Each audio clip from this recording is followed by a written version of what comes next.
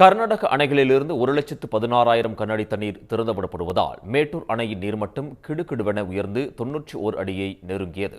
கர்நாடகா மற்றும் காவிரி நீர்பிடிப்பு பகுதிகளில் பெய்து வரும் கனமழையால் கபினி, KRS, நுகு உள்ளிட்ட அணைகள் முழு கொள்ளளவை எட்டின. இதனால் அந்த அணைகளில் இருந்து காவிரியில் திறந்துவிடப்படும் தண்ணீரில் அளவு நாளுக்கு நாள் அதிகரித்து வருகின்றது.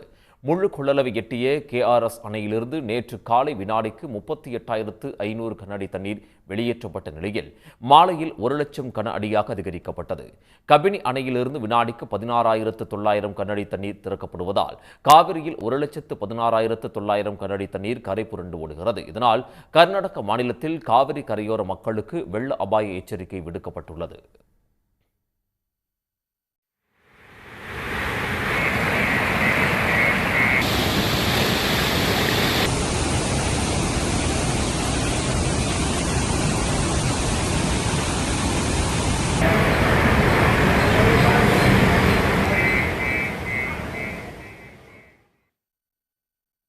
கர்நாடக அணைகளில் இருந்து திறந்துவிடப்படும் தண்ணீரின் அளவு நாளுக்கு நாள் அதிகரித்து வருவதால் ஒகேனக்கல் காவிரி ஆற்றில் நீர்வரத்து வினாடிக்கு 50,000 கன அடியாக அதிகரித்துள்ளது. நேற்றிரவு 8 மணி நிலவரப்படி மேட்டூர் அணைக்கான நீர்வரத்து வினாடிக்கு 32,693 கன அடியாக உயர்ந்துள்ளதால் அணையின் நீர்மட்டம் 90.5 அடியாக அதிகரித்துள்ளது.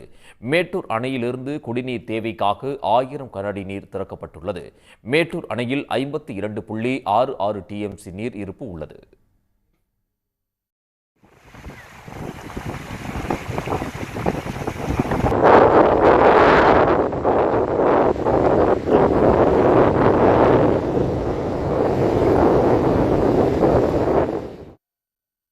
பவானிசாகர் அணையின் நீர்வரத்து 7,465 கன அடியாக அதிகரித்துள்ளதால் விவசாயிகள் மகிழ்ச்சியடைந்துள்ளனர்.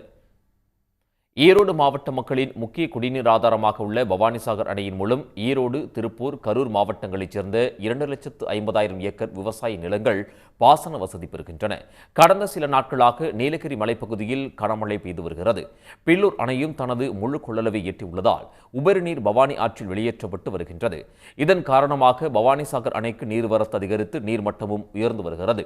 நேற்று மாலை வினாடிக்கு 2,893 கன அடியாக இருந்த நீர்வரத்து அதிகாலையில் 7,465 கன அடியாக அதிகரித்துள்ளது.